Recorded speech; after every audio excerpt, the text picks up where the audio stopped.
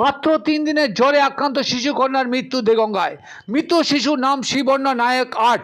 বারাসাত জেলা হাসপাতাল থেকে কলকাতার ফুলবাগান শিশু হাসপাতালে নিয়ে যাওয়ার পথে মৃত্যু হয় বাবা মায়ের একমাত্র শিশু কন্যার।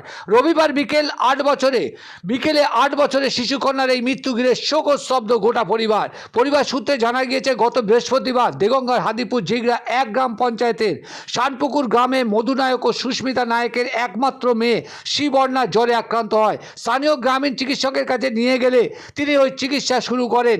এরপর রবিবার ওই শিশু কন্যার অবস্থার অবনতি ঘটলে ফের ওই শিশু কন্যাকে নিয়ে গ্রামীণ চিকিৎসকের কাছে গেলে তিনি সরকারি হাসপাতালে নিয়ে যাওয়ার পরামর্শ দেন। এদিন দুপুরে বারাসাত জেলা হাসপাতালে নিয়ে গেলে ওই শিশুর অবস্থা অবনতি ঘটায় চিকিৎসক দ্রুত অক্সিজেন মাস্ক লাগিয়ে কলকাতার ফুলবাগান শিশু হাসপাতালে রেফার করেন। পথেই মৃত্যু হয় ওই শিশুর।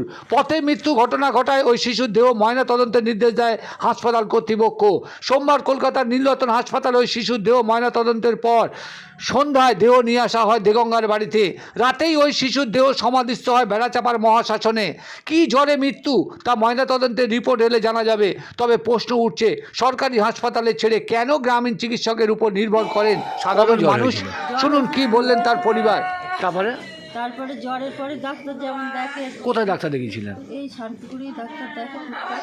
হ্যাঁ এসে ডাক্তার জ্বর কমে গেছিল। হ্যাঁ কমে গিয়ে আস্তে আস্তে মেয়ে নেতা হয়ে পড়েছে। হ্যাঁ নেতা হয়ে যখন পড়ে তখনই আবার ওই ডাক্তারখানায় গিয়ে একটা সেলাইন দেওয়া হয়। তারপরে মেয়ের নাক দিয়ে মুখ দিয়ে রক্ত বেরোনোর পরে আবার ওই হসপিটালে পাঠিয়ে দেয়। ডাক্তার এটা কি বললো, যে এখানকার লোকাল ডাক্তার কি রোগ বললো? রোগ ধরতে পারিনি এবং সেলাইন দিয়ে উনি ছেড়ে দিয়েছে, উনি রাখেনি।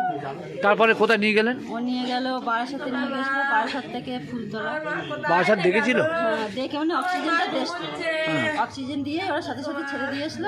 ছেড়ে দিলে ওখান থেকে ওরা ফুলতলায় নিয়ে গেছিল। ফুলতলায় যখন নিয়ে যায় ঢোকার আগে উনি নাকি মারা যায়, ডাক্তারেরা বললো মারা গেছে। কিন্তু কি কারণে মারা গেল, কি জ্বর আপনাদের মনে হচ্ছে না? আমরা জানি না কি জ্বর, আমরা জানি না। আপনার নাম কি? আমার নাম রীনা মেয়ে। আপনি বাচ্চার কে হন? ডাক্তার পিসি।